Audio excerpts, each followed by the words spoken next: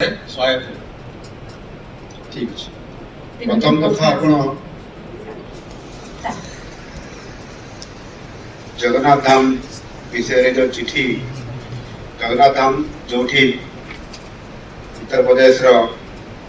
ସରକାର ଏବଂ ତାଙ୍କର ମୁଖ୍ୟମନ୍ତ୍ରୀ ଯୋଉ ସେଠି ୱେଷ୍ଟବେଙ୍ଗଲରେ ପଶ୍ଚିମବଙ୍ଗରେ ସେ ଜଗନ୍ନାଥ ଧାମର ଏକ ଅନୁରୂପ ଭାବରେ ଘୋଷଣା କରିଛନ୍ତି ଇଏ ଜଗନ୍ନାଥ ଧାମ ଏବଂ ତା ଉପରେ ମୁଁ ଚିଠି କରିଥିଲି। ଚିଠିର ଉତ୍ତର ସେ ମୋତେ ଲେଟର ଆକାରରେ ମୁଁ ଯୋଉ ଦେଇଥିଲି ସେ ଲେଟର ଆକାରରେ ମୋତେ ପ୍ରତି ଉତ୍ତର ଦେଇନାହାନ୍ତି, କିନ୍ତୁ ସେ ତାଙ୍କର ପ୍ରତିକ୍ରିୟାରେ ସେ ଷ୍ଟେଟମେଣ୍ଟ ମାଧ୍ୟମରେ ଦେଇଥିଲେ, ଯାହାକି ଇଏ କେବେ ବି ଗ୍ରହଣଯୋଗ୍ୟ ନୁହଁ। ବଡ଼ କଥା ହେଉଛି ଯେ ଯୋଉଠି ଆସ୍ଥା ଏବଂ ଯୋଉଠି ବିଶ୍ୱାସର ପ୍ରତୀକ ହିସାବରେ ଯୋଉଠି ଯେତେବେଳେ ଆଦି ଶଙ୍କରାଚାର୍ଯ୍ୟ ଜଗନ୍ନାଥ ଧାମ ହିସାବରେ ଭାରତ ବର୍ଷରେ ଆଧ୍ୟାତ୍ମିକ ଦୃଷ୍ଟିକୋଣରୁ ଧର୍ମର ସୁରକ୍ଷିତ ଏବଂ ଧର୍ମର ପ୍ରଚାର ପାଇଁ ଯୋଉ କାର୍ଯ୍ୟକ୍ରମ ମାଧ୍ୟମରେ ସ୍ଥାପନା କରିଥିଲେ ଏବଂ ତା ଭିତରେ ଚାରିଧାମ ଭିତରେ ପୁରୀ ଜଗନ୍ନାଥ ଧାମ ତାକୁ ଜଣେ ବ୍ୟକ୍ତି ବିଶେଷରେ କିମ୍ବା ଗୋଟିଏ ସରକାର ଆସିଲେ କେବେ ବଦଳେଇ ଦେଇପାରିବ ନାହିଁ ବା ଲୋକଙ୍କର ଆସ୍ଥାଟାକୁ ସେ କେବେ ବି ପରିବର୍ତ୍ତନ କରିପାରିବ ନାହିଁ ଏ ଆସ୍ଥାର ପ୍ରତୀକ ହିସାବରେ। ଏଣୁ ସେଥିରେ ସମ୍ପୂର୍ଣ୍ଣ ଭାବରେ ଯଦିଓ ଆଜି ଦିନରେ ତାଙ୍କର ଯେଭଳି ଭାବରେ ଯୋଉ ଅହଙ୍କାର ରହୁଛି ସେ ଅହଙ୍କାରରେ କେବେ ତାହା ସତ ହେଇଯିବ ନାହିଁ ବା ଗୋଟେ ଧାମ ପ୍ରତିଷ୍ଠା ହେଇଯାଇ ନାହିଁ, ତାର ଜବାବ ନିଶ୍ଚିତ ଭାବରେ ଲୋକମାନେ ହିଁ ଦେବେ। ଏଠି ଓବିସି ରିଜର୍ଭେସନ ଶିକ୍ଷା ଉପରେ ଯୋଉ କଥା କହିଥିଲେ ସେଥିରେ ଯୋଉ 11.25 ବା 11.25 ଯାହା ଦିଆଯାଇଛି ପରବର୍ତ୍ତୀ ପର୍ଯ୍ୟାୟରେ ଟେକ୍ନିକାଲ କ୍ଷେତ୍ରରେ କଥା କହିଛନ୍ତି ତାହା ମଧ୍ୟ ଚଳିତ ବର୍ଷରେ ହିଁ କରାଯିବ ଏବଂ ସେଥିରେ ଆଉ କିଛି ଯୋଉ ଆମର ପ୍ରସଙ୍ଗ ଅଛି ତାକୁ ବିଚାର ବିମର୍ଶ ଚାଲିଛି, ତାପରେ ନିଷ୍ପତ୍ତି ନିଆଯାଇପାରିବ ଏବଂ ଚଳିତ ବର୍ଷ ହିଁ ନିଆଯିବ। ତୃତୀୟ କଥା ହେଉଛି ଇଭାଲୁସନ କଥା କହିଲେ ଆମର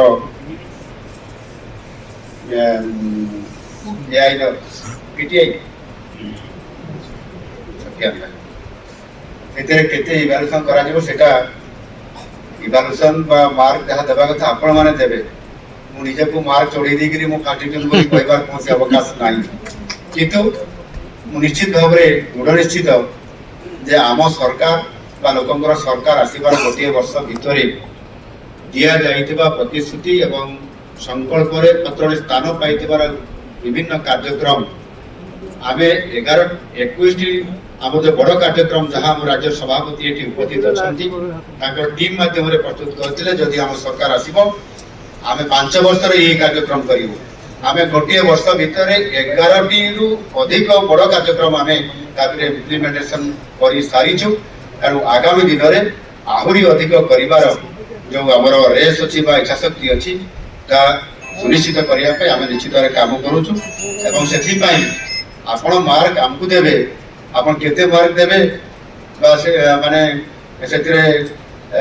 ଯାହା ବି ମାର୍କ ଦେବେ ସେଟା ଆପଣ ମାନେ ଦେଇପାରିବେ। ମୁଁ ନିଶ୍ଚିତ ଭାବରେ ଜାଣିପାରୁଛି ଆପଣ ଆମ ସରକାର ଉପରେ ଯେଭଳି ଭାବରେ ପ୍ରସନ୍ନ ଅଛନ୍ତି, ଆପଣ ସେଇ ଅନୁସାରେ ମାର୍କ ନିଶ୍ଚିତ ଭାବରେ ଆପଣ ଭଲ ମାର୍କ ଦେବେ ବୋଲି ମୁଁ ଆଶା କରିବି। ଓଡ଼ିଶା ଭାସ୍କର ତରଫରୁ ଆମର 1 ବର୍ଷର ଉପଲବ୍ଧି କଥାକୁ ନେଇକରି ସେ କିଛି କଥା ରଖିଛନ୍ତି। 1 ବର୍ଷର ଉପଲବ୍ଧି ନିଶ୍ଚିତ ଭାବରେ ଅନେକ ଯେତେବେଳେ ସରକାର ଆସିଲା ସେତେବେଳେ ଅନେକ ଲୋକ ଭାବୁଥିଲେ ଯେ ନୂଆ ସରକାର ଯେଉଁମାନଙ୍କର ଅଭିଜ୍ଞତା ନାହିଁ,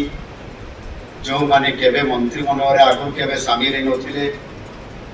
କେବଳ କନକ ବର୍ଦ୍ଧନ ସିଂହଦେଓଙ୍କୁ ଛାଡ଼ିଲା ପରେ ସବୁ ନୂଆ ଏବଂ ଆଉ କିଛି ମନ୍ତ୍ରୀ ଅଛନ୍ତି, କ୍ୟାବିନେଟ ମନ୍ତ୍ରୀ ବି ଅଛନ୍ତି ବିଚାର କରି କିଭଳି ଭାବରେ ତାକୁ ପୂରଣ କରିବା କଥା একথা বিচারাধীন ଅଛି ଏବଂ ମଝିରେ ମଝିରେ ମଧ୍ୟ ଆପଣମାନଙ୍କ ସହିତ ଯେତେବେଳେ ବ୍ୟକ୍ତିଗତ ଦେଖା ହୁଏ आपने बारंबार भी मन पकई निश्चित भाव में आपण ए दाबी को गुरुत्व विचाराधीन थी कारण आगामी दिन में निश्चित भाव सरकार उपयुक्त पदक्षेप। द्वितीय कथा हूँ अक्षय बाबू विगत सरकार गत संस्था समय विभिन्न दुर्नीति कथा जहाँ आम प्रतिश्रुति था एक्शन नवा कथा से खड़ी अच्छी से अन्य स्काम अच्छी आम सरकार चिट फंड भी अच्छी आम सरकार केबे भी पहरी जाई नाहंती किंबा चुप है बसी नाहंती। यह निश्चित भाव में आमको जिते बेले गोटे एक्शन नि जाए कार्यक्रम करा जाए से तार समस्त प्रकार तथ्य सहित संपृक्त जो अधिकारी मान दायित्व एम्पावरमेंट करा जाए से आधार में अधिक तदंतर आवश्यकता अच्छी जो जगार आधार कर निश्चित भाव में यह यथा समय करा कौन दुर्नीतिग्रस्त जी भी हो ना कहीं जिते बड़ हूँ ना कहीं ये एक्शन निश्चित भाव में नि आम सरकार आगामी समय निश्चित भाव में यथा समय या ने दुर्नीति। तृतीय कथा हूँ आपंकर लोकायुक्त कथा कहते नवीन बाबू लोकायुक्त आम या भितर लोकायुक्त नियुक्ति होगापी प्रक्रियाकरण आरंभ हो जाए बहुत कम समय अर्थात यथा समय तार नियुक्ति प्रक्रिया शेष होपर नियुक्ति लोक मान आमर साधारण जनसाधारण को मुझे जनईदेवाई चाहे जे आगामी दिन में आम सरकार ए दृढ़ निश्चित जे आम जहाँ कथा देचु सुनिश्चित करूँ कथा दे कथा रखिले आम सरकार यह सुनिश्चित करने निरंतर भाव में आम काम कर आगामी दिन में आमर मिशन 2036 एवं 2047 ए समृद्ध ओडिशा तथा समृद्ध विकसित ओडिशा एवं विकसित भारत जहाँ मोदी जी स्वप्न अच्छी यह साकार करने दुईटी सोपान प्रथम स्वतंत्र ओडिशा प्रदेश गठन 100 वर्ष जो 2036 से ओडिशा को एक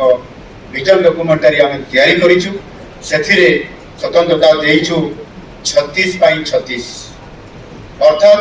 2036 मसीहा 36 टी कार्यक्रम आम नहीं से कार्यक्रम माध्यम निश्चित भाव में रिलीज हम माननीय यशस्वी प्रधानमंत्री उपस्थिति आपण समस्त कथा जन दिज्व एवं से आमर जो स्वतंत्रता अच्छी आमर जो मिशन अच्छी आम अर्थनैतिक दृष्टिकोण ओडिशा देशर सर्वश्रेष्ठ 5टी राज्य भितर स्थानित हम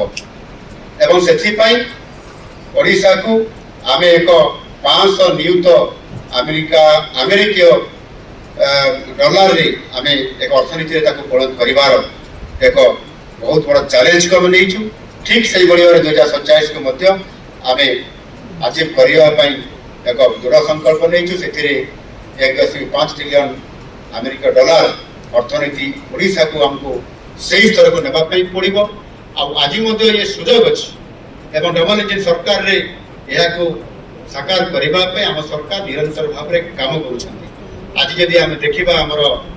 जीएसडीपी ये निश्चित भाव में केन्द्र जो जातीय स्तर जीएसडीपी ठार आम ढेर आगे अच्छे जिते बड़े आम 7.2 अच्छु केन्द्र से केन्द्र स्तर जातीय स्तर में 6.2 पाखापाखि अच्छी तेणु से दृष्टिकोण जदि आम देखा अर्थनैतिक दृष्टिकोण आम जो स्थिति अच्छी एवं संभावनार राज्य हिसाब से आज आमको जो भाव में केन्द्र प्रतिष्ठित नरेंद्र मोदी जी नेतृत्व में जो सरकार एवं आम ओडिशा प्रति जो डबल इंजिन कथा जाऊँगी से विशेष कर भित्तिभूमि कथा जदि आम आसवा ताहले आम लक्षाधिक कोटी टंकार रेल रे एवं जातीय राजपथ रे एवं आमर पोर्ट रे विभिन्न प्रकार एवं विशेष कर विमान ତା ଭିତ୍ତିଭୂମି କ୍ଷେତ୍ରରେ ଯୋଉଠି ଆମର ଏୟାରପୋର୍ଟ ଗଠନ ହେବ ଏ କ୍ଷେତ୍ରରେ ଯେଭଳି ଭାବରେ ଆଜି ଆମକୁ ସହଯୋଗ ମିଳୁଛି ଆଗାମୀ ଦିନରେ ନିଶ୍ଚିତ ଭାବରେ ଏକ ଆକର୍ଷଣର କେନ୍ଦ୍ର ଓଡ଼ିଶା ଏବଂ ତାକୁ ଆମେ ସୁନିଶ୍ଚିତ କରିବା ପାଇଁ ଆମ ସରକାର ଆଜି ଗୋଟିଏ ବର୍ଷ ଭିତରେ ଯେତିକି ଆମ ଟାର୍ଗେଟ ଥିଲା ଏବଂ ଯେଭଳି ଭାବରେ ଆଜି ଆମେ କେନ୍ଦ୍ର ସରକାରଙ୍କର ସହଯୋଗରେ ଡବଲ ଇଞ୍ଜିନ ସରକାର ହିସାବରେ ମୋଦିଜୀଙ୍କର ମାର୍ଗଦର୍ଶନରେ ଆମେ ଆଜି ନେତୃତ୍ୱ ନେଉଛୁ ନିଶ୍ଚିତ ଭାବରେ ଆଜି ଏଠି ଆପଣମାନଙ୍କର ପାଖରେ ମୁଁ କହିବା ପାଇଁ ଚାହେଁ ଏହାକୁ ସଫଳ କରିବା ପାଇଁ ଏବଂ ଗୁଡ୍ ଗଭର୍ଣ୍ଣାନ୍ସରେ ଓଡ଼ିଶା କିଭଳି ଭାବରେ ଆଗାମୀ ଦିନରେ ଏକ ମଡେଲ ହିସାବରେ ଛିଡ଼ା ହେବ ଆଉ ତାକୁ ଆଧାର କରିକି ଆମେ ଗୋଟିଏ ବର୍ଷରେ ଆମେ ଅନେକ ସଫଳତା ପାଇପାରିଛୁ ବର୍ଷ ଏକ ସଫଳତା ଅନେକ ବର୍ଷ ଏକ ସଫଳତା ଅନେକ ସେଇ ଆଧାରରେ ଆମେ ଆଗାମୀ ଦିନରେ ବହୁତ ବଡ଼ ଆମର ଯେଉଁ ସଂକଳ୍ପ ଅଛି ଆମର ଯେଉଁ ଭିଜନ ଅଛି ସେଥିପାଇଁ ଭିଜନ ଡକ୍ୟୁମେଣ୍ଟ ମଧ୍ୟ ଯେଉଁ ତିଆରି କରିଛୁ ସେଥିରେ ସାଧାରଣ ଲୋକଙ୍କର ଠାରୁ ମଧ୍ୟ ପ୍ରସ୍ତାବ ନେଇଛୁ ଏବଂ ନିଶ୍ଚିତ ଭାବରେ ଏହା ଏକ ରେକର୍ଡ ଯେ 3,20,000 ଲୋକ ତାଙ୍କର ଆମର ଭିଜନ ଡକ୍ୟୁମେଣ୍ଟରେ ଆମକୁ ବିଭିନ୍ନ ପ୍ରକାରର ପ୍ରସ୍ତାବ ଦେଇଛନ୍ତି 2036ରେ ଓଡ଼ିଶା କେମିତି ହେବା ଉଚିତ ଏବଂ ସେହି ପ୍ରସ୍ତାବକୁ ଆମେ ଆଜି ଏଆଇ ମାଧ୍ୟମରେ ଅର୍ଥାତ୍ ଆର୍ଟିଫିସିଆଲ ଇଣ୍ଟେଲିଜେନ୍ସ ମାଧ୍ୟମରେ ତା ପ୍ରଥମ ଥର କରି ଭାରତ ବର୍ଷରେ ଆମେ ତାକୁ ତା ଭିତରେ ଆମେ ତାକୁ ବିଶ୍ଳେଷଣ କରୁଛୁ ଆନାଲିସିସ୍ କରୁଛୁ ଏବଂ ସେ କାର୍ଯ୍ୟକ୍ରମ ଆଗାମୀ ଦିନରେ ଯେତେବେଳେ ଆମେ 2036 ପାଇଁ ଏବଂ 2047 ପାଇଁ ଏକ ଲଙ୍ଗ ଟର୍ମ ପ୍ରୋସେସରେ ଓଡ଼ିଶାକୁ ଆଗକୁ ନେବା ପାଇଁ ସମୃଦ୍ଧ କରିବା ପାଇଁ ବିକଶିତ କରିବା ପାଇଁ ଯେଉଁ ସଂକଳ୍ପ ଅଛି ତା ନିଶ୍ଚିତ ଭାବରେ ସାକାର ହେଇପାରିବ ଆଜି ଆପଣମାନେ ସମସ୍ତେ ବହୁ ସମୟ ଧରି ଏବଂ ଏଠି ଉପସ୍ଥିତ ରହି ଆଜିର ଏହି ସାମ୍ବାଦିକ ସମ୍ମିଳନୀ କାର୍ଯ୍ୟକ୍ରମରେ ଆପଣମାନେ ଉପସ୍ଥିତ ରହିଛନ୍ତି ଏବଂ ଏହାକୁ ସଫଳ କରିଥିବାରୁ ସମସ୍ତଙ୍କୁ ମୁଁ ଅନେକ ଅନେକ ଧନ୍ୟବାଦ ଦେଉଛି ଏବଂ ମୋର ବକ୍ତବ୍ୟ ଏଠି ଶେଷ କରୁଛି ଧନ୍ୟବାଦ ବନ୍ଦେ ମାତରମ୍।